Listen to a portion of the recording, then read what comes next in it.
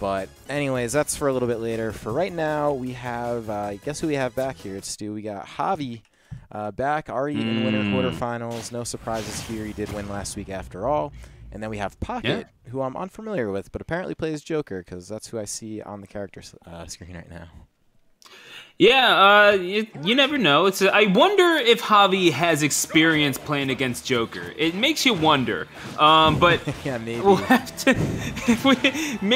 Yeah, just a little bit. But either way, Pocket, you only play this character against someone like Javi, who again, cousin is MK Leo, pretty decent Joker. If they have experience, and I kind of wonder, Chris, if perhaps just a little bit overconfident in Cloud's recovery abilities, or just mistakes happening online. Either way, it's going to be Pocket reaping the rewards, sitting at a 3 stock to 2 advantage, and really, when he lost the stock, was only at 13 percentage points worth of damage on him. That's a fresh stock. Yeah, this is the difficulty of playing Cloud. Oh my gosh! Dude, down guns, Joker down guns are, that move really dismantles a lot of characters, and I think Cloud's definitely one of them, where you're a little vulnerable out there, and all you really need to do is get clipped by one of those little bullets, and then that's it, really. So I do know that Javi does have a Ridley. We got to see the Ridley last week during pools, so I think if this recovery keeps getting swayed like that, I won't be surprised if maybe we see that Ridley. But in either case, yeah, for this first game, I don't know what to think, but at least finally gets that first stock. That was looking a little gruesome for a minute. Well, I mean, there's more than one way to skin a Joker, so Javi definitely having to learn a bunch of those, certainly, as during their time playing Smash Bros. And that limit charge Blade Beam connects, however, a limit meter of their own, ostensibly, Joker certainly has, as Arsene, again, making their appearance on the field. It's a full stock deficit that Javi is going to have to make up, and it's definitely going to be hard when you are sitting above Joker, trying not to make it any easier with a potential platform, but yeah, Aegon from the center of the stage is going to send you up, but not quite out. Town and City's large ceiling coming in handy. Now you got to secure this kill, and that's going to be tough, Chris. Yeah, I like how aggressive he was, though, on the way out. And that, dude, I think Javi's favorite move in this game is up smash, man. I see him let that thing rip, but a lot of times it works so well for him. Prepare for those down guns that time. But yeah, so he's sort of bringing this thing back from way downtown. I don't know. Yeah, there it is, man. Those down guns they're really something. Oh, they are really something. It's amazing how hard Javi just got. Absolutely just crippled by the down guns under the stage. It pushes you out into a compromising position. It makes you vulnerable to so many things, and at times it'll just straight up eat your jump, and you can do nothing about it. Like the recovery that you had in mind. Hey, turns out that's a thing that's not going to happen because I hit you one time with my gun pointing downward in midair. And what are you going to do about that, honestly, if you're Javi, other than just kind of eat those stocks and not get down into that disadvantageous situation to begin with? Because Javi was fighting out of the hole the whole time, Chris. Yeah, he was, and he was getting himself out, too. I think it was just a little bit too late. Like, that first stock, what was it, like maybe 10 seconds into the match? It was just kind of gone, if that.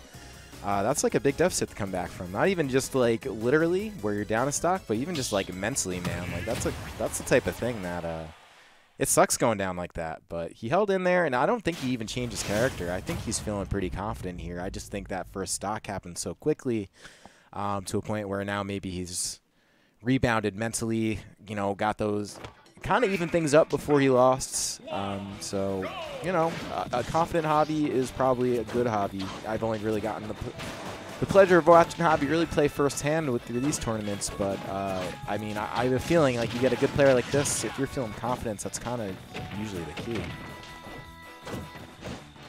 Yeah, and it certainly doesn't hurt to have a game under your belt. So Javi wanting that run back, and who could blame him? But yeah, if you're going to be using that up B of Jokers, with Arsene in play, you have to be sure that you're hitting the ledge, because despite what that reveal trailer might lead you to believe, if you remember it, you're not quite as invincible as the game lets on. So yeah, if you're missing the ledge, you're very, very vulnerable to a giant Buster Sword, and certainly when you try to land in front of Cloud with a limit break like that, very susceptible to a Blade Beam, as Pocket dies to it there. 3 stocks to 2 in favor of Javi.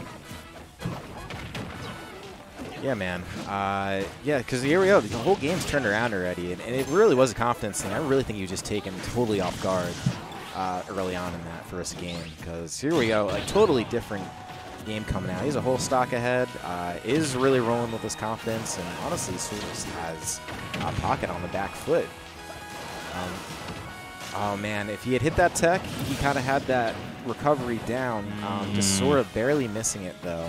Does have most of the stock to play with though.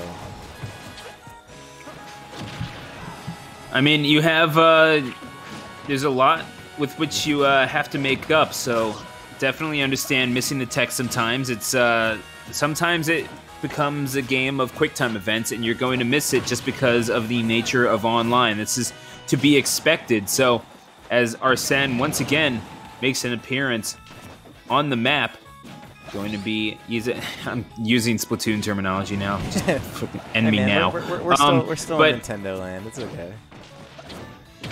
This is true, you know, it's okay, you know, sometimes we're kids, sometimes we're also squids, so we're going to get hit with a climb hazard, apparently, and die to the swing of the sword.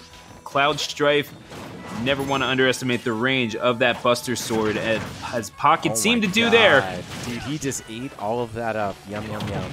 Gosh. All right, so, oh no, it almost looked like he had sort of juked him out off stage, but there we go. It looks like Pocket able to even things up for the most part and did it off stage, man. That's what you got to do, especially in this matchup. Really prepared for any of those buttons that Cloud has. You're seeing him queue up Rebel's Guard pretty much every time. And it's been sort of working out for him. There it is once again. Wait. You absolutely have to take advantage of every advantage that you get if you're Pocket, just because you're not fighting this character on the stage. You're simply not. And now as we're going into game number 3, it's going to be tied up at 1. Javi is feeling himself right now, but again, opportunities presenting themselves for Pocket here, but this is the troubling aspect of it. If you're Pocket, I'm not sure you go back to Town and City. I think you want to test Javi's mettle elsewhere, and it seems that will be the case as we approach this this game 3. Where are you going if you're Pocket?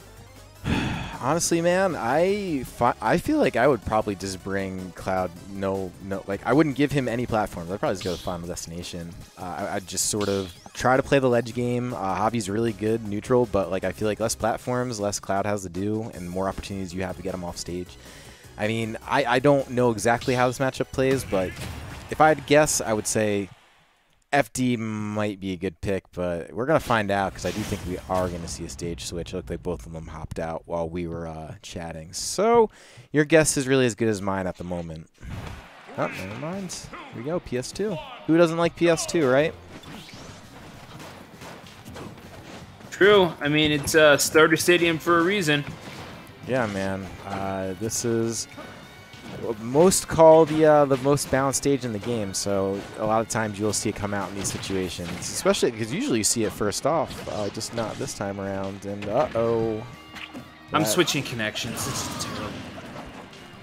Okay, I'll see you in a second.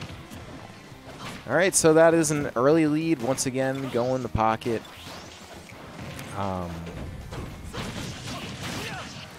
And Javi, though, right on his heels, is going to continue to putting out damage. So we'll see if this is the thing, is I feel like the more Javi has to play from behind, the worse off things kind of get. Just by virtue of the fact that Pocket has so many ways of kind of taking Cloud out prematurely, as we've already seen a few times in the set, and you pretty much got to clench and hold your breath every time you recover, because you just never know if that's going to be it. Testing, am I on? Yes, sir.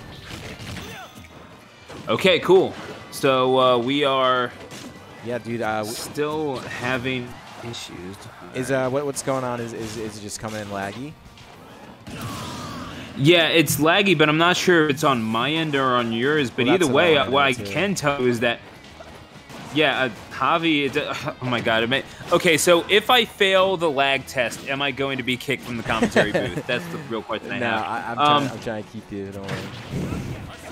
Okay, fair enough. We are either way. This is Javi. Yeah, dude. Standing on the precipice of a loser's bracket berth at the hands of Pocket just at the start of top 16. This wouldn't be the first time that a defending DNA.EXE champion has gone down into losers before top 8. It's actually happened a couple times over this summer alone, but you really just thought you could counter in the face of Javi like that. No, he's going to up smash you straight to hell, but sitting at 74%. Oh my lot of work God, yet what to a be done. madman, dude. I don't blame him. He's got to make this quick work, but jeez. Fearless, Yeah, all things considered. You have no room for fear when you're sitting at this position. You have to commit. You're being forced to, considering the versatility of Joker, but Oh my God, you're being handicapped by these down guns winning the set for Pocket by a score of 2-1. Chris, Dude, I don't know if that. I don't even think, like, so he's been using down guns mostly to keep him honest on the ledge, but, like, I don't know if you saw that time. He hit him with, what did he hit him with? Hold on, let's see this one more time, because, all right, so missed the down guns. Yeah, he hit him with, like, what was that, like, back air, and then he just kind of, like, tapped him. That was kind of crazy. So, yeah, that's going to be Javi going down.